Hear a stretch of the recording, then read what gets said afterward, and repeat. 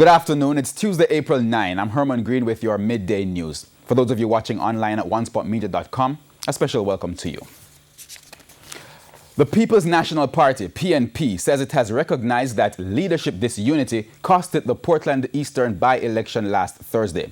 The GLP's Anne-Marie Vaz beat PNP candidate Damian Crawford by over 300 votes in what's been traditionally known as a PNP safe seat.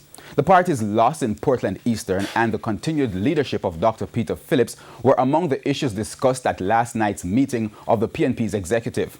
Andrea Moore, who had been doing her own campaigning in the constituency, had been seeking to represent the PNP since the last general election in 2016. However, she was again sidelined as a potential candidate, being replaced by Damian Crawford in the by-election. Speaking with our news center this morning, PNP chairman Fitz Jackson said these differences contributed to the breakdown in the party's organization in the constituency. The outcome was against the background of the internal deterioration in the leadership unity within the constituency over an extended period of time, and resolved to avoid those things occurring in other constituencies, seeing how much that can undermine our collective efforts. So it was a learning experience for us, and we recommit ourselves in becoming stronger going forward. In the meantime, Mr. Jackson says PNP President Dr. Peter Phillips continues to enjoy the backing of the executive. The party executive members expressed their confidence in the leadership of Comrade Phillips and their commitment to work with him towards victory in the next election. That Dr. Phillips could have been asked to step down following two by-election defeats in seats once held by the PNP. Mr. Jackson says Dr. Phillips, who was present at last night's meeting, will address Sunday's National Executive Council meeting. And one political commentator agrees that it's better for the PNP to keep the current leadership despite the recent losses. Speaking on TVJ's Smile Jamaica on Monday, Dr. Paul Ashley said if Peter Phillips resigns at this time, it will only negatively affect the party. He believes changing leader now will not fix the problems within the party before the next general elections. Now, Dr. Ashley noted that any leader that replaces Dr. Peter Phillips will still have the same issues to deal with. And following concerns that Jamaica has gotten onto the medical ganja train late, there's strong opposition from Jamaica Promotions, JAMPRO. According to Manager of Logistics and Infrastructure, John Gittins, there are numerous ways in which the countries stand to benefit. He noted that while some countries are further ahead in the legalization and use of ganja-based medicinal products, Jamaica is catching up. We are catching up, right? And we can see that from the amount of inquiries and investors that we have coming to JAMPRO as it relates to interest in medical cannabis and wanting to set up medical cannabis within the country. Mr. Gittins further pointed to medicinal research and wellness as the two main sectors which will be targeted by JAMPRO. He says focusing on these areas is of paramount importance as there are significant economic benefits. He notes that the medicinal ganja wellness sector is an over $3 trillion industry.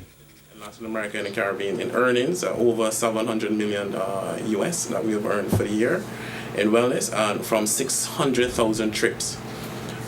Mexico leads the region in the industry, earning $12.6 billion from 15.3 million trips. But we are still in the process of moving up, seeing that we are in the medical industry 2 years behind. As to what will happen to the small farmers, Mr. Gittins says they will not be left out.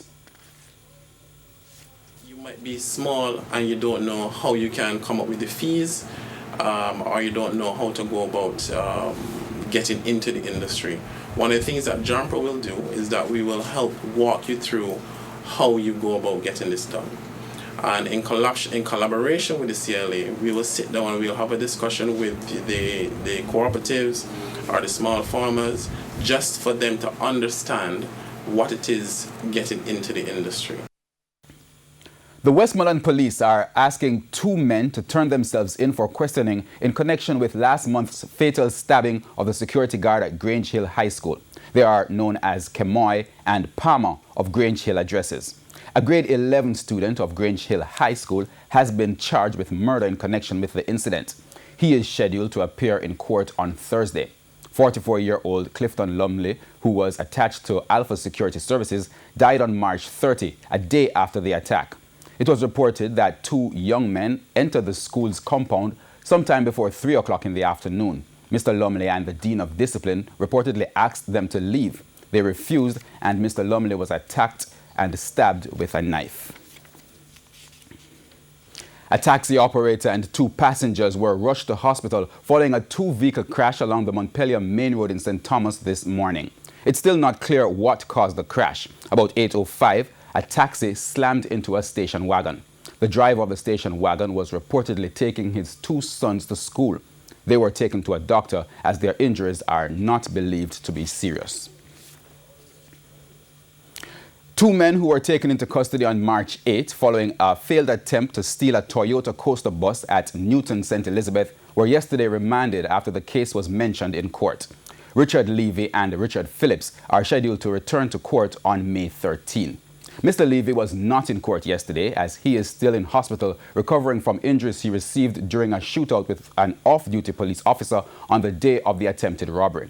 The coaster bus was reportedly parked at a garage in Newton for repairs when 3 gunmen traveling in a motor car allegedly tried to steal it.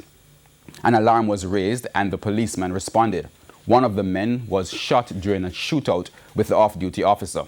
His accomplices fled the scene. A second man was held after the Lacovia police searched the community.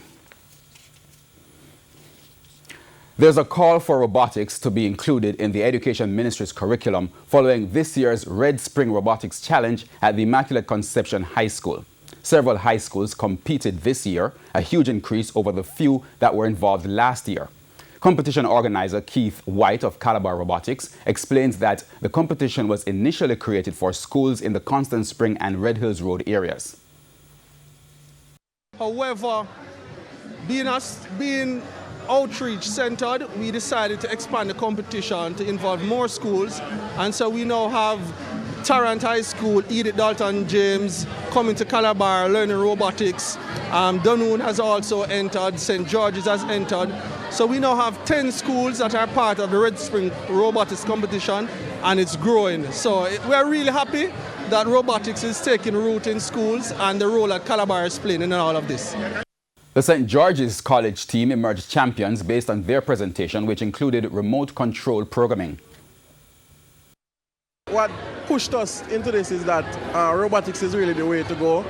So the principal, along with some other colleagues and the old boys, decided that, okay, we're going to start a program.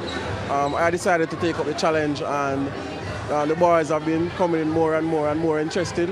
So this is our first competition. The honest truth, him entered first on my class, then the rest, then me follow them. So that's how all of us get together every evening and practice for what we achieve now. This represents our birth into the competition of robotics, so we'll be stepping up there with teams such as Arden and Casey. The organizers are now calling for robotics to be included in the high school curriculum to increase knowledge of the technology. With this year's success, Mr. White says he sees a bright future for the Red Spring competition. It's certainly going to be ongoing. We really want to bring it certainly under the Ministry of Education because it's a knowledge-based thing which will certainly impact STEM in our schools, which is where we want to go. So certainly it's national at this stage.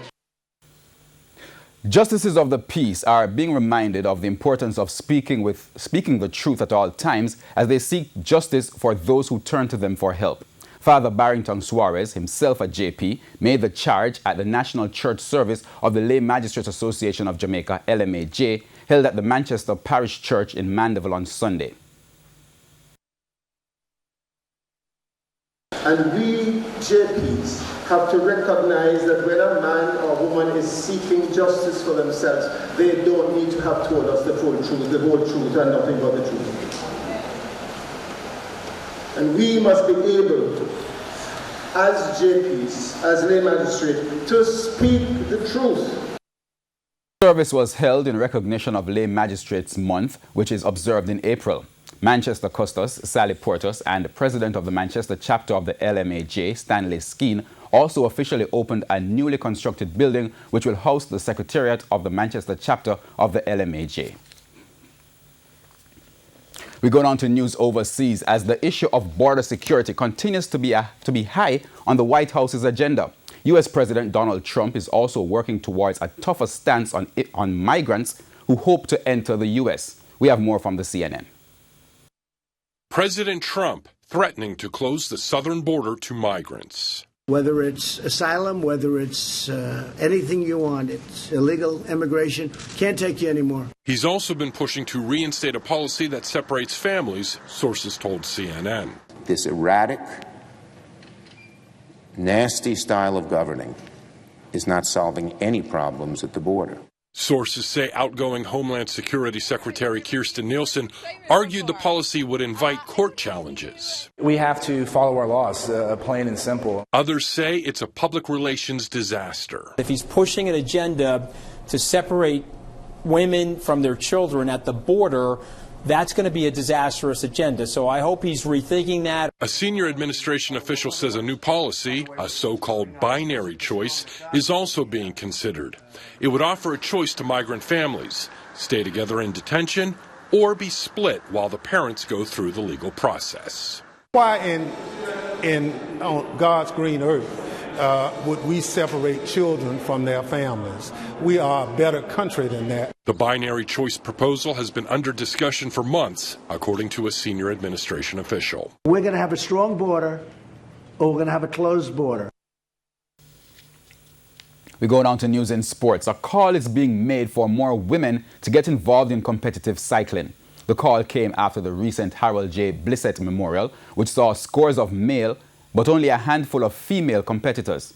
Winner of the female section, triathlete Laurie Sharp, urged more women to get involved even as she looks to bring her college education overseas. It's great to see more females in the sport of cycling, and let's hope that in the years to come that there is some improvement, and I hope that the Cycling Federation does work more on that aspect and to just introduce the sport of cycling to girls and just try to develop cycling for women. Her sentiments was echoed by veteran cyclist Dion Keynes, who returned to cycling following a 2-year injury break to take second place in the event. Cycling, we don't see cycling a lot. It's not appealing because we don't see it. Secondly, the females that I've spoken to, a lot of them are afraid. We ride on the road and there's a big element of risk and danger riding on the road because we don't have that culture of sharing the road with cyclists. And I think those are some of the two main factors. Besides that, women have families and then they're the main caretakers of their families. And so the time factor is another big one. And Jennifer Hilton of Montego Bay was third in the female division. And that's the Midday News. I'm Herman Green. Join us at 7 for Prime Time News. On behalf of the news, sports and production teams, good afternoon.